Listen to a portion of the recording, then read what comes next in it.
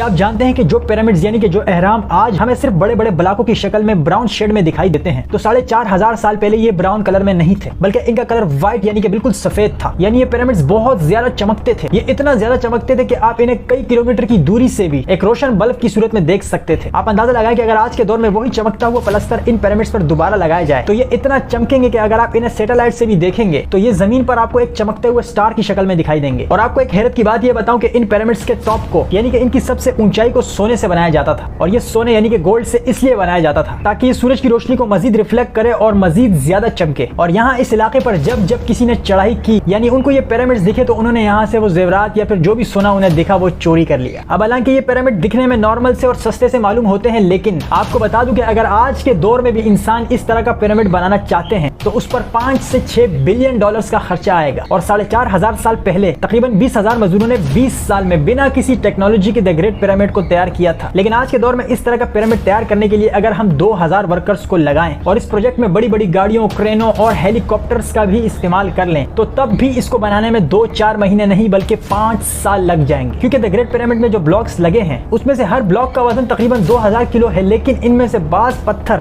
80 से 90 हजार किलो तक भी भारी है। और इतने भारी वजन को उठाना और उसको सही मुकाम पे रखना कोई मामूली बात नहीं है। लेकिन याद रखें कि हमारे जदीद दौर का पिरामिड भी उस पिरामिड जैसा नहीं होगा, क्योंकि वो बिना किसी टेक्नोलॉजी के खूबियों से भरपूर है। जैसे कि अगर इस पिरामिड के अंदर आप कोई गोश्त का टुकड़ा रखेंगे तो वो सूख जाएगा लेकिन खराब नहीं होगा। और दूसरी सबसे हैरान कुन बात अब तक ये है कि इसके अंदर का जो टेम्परेचर यानी कि इसका जो दर्जे हरारत है वो 20 डिग्री सेल्सियस तक ही रहता है। अब भले बाहर जितनी भी गर्मी हो लेकिन अंदर जाने के बाद माहौल बिल्कुल चिल रहता है। अब हालांकि यहाँ कोई एयर कंडीशन नहीं लगे हुए, लेकिन जो पिरामिड हम बनाएंगे तो वहाँ पर एयर कंडीशन के बिना आप वक्त गुजार नहीं पाएंगे। और एक हैरत की बात यह है कि इन पिरामिड्स में से मिलने वाले लोहे के खंजर और तलवारों को जंग नहीं लगता। अब इसकी चंद बातें ही पुरस्रारियत से भरपूर हैं और ये हमारे दिमाग को चकरा देने के लिए काफी हैं। और इन्हीं वजूहात की वजह से इन्हें दुनिया का अजूबा माना गया है कि हम इतने जदीद दौर में होने के बावजूद भी इनको मुकम्मल तौर पर बयान नहीं कर पाए।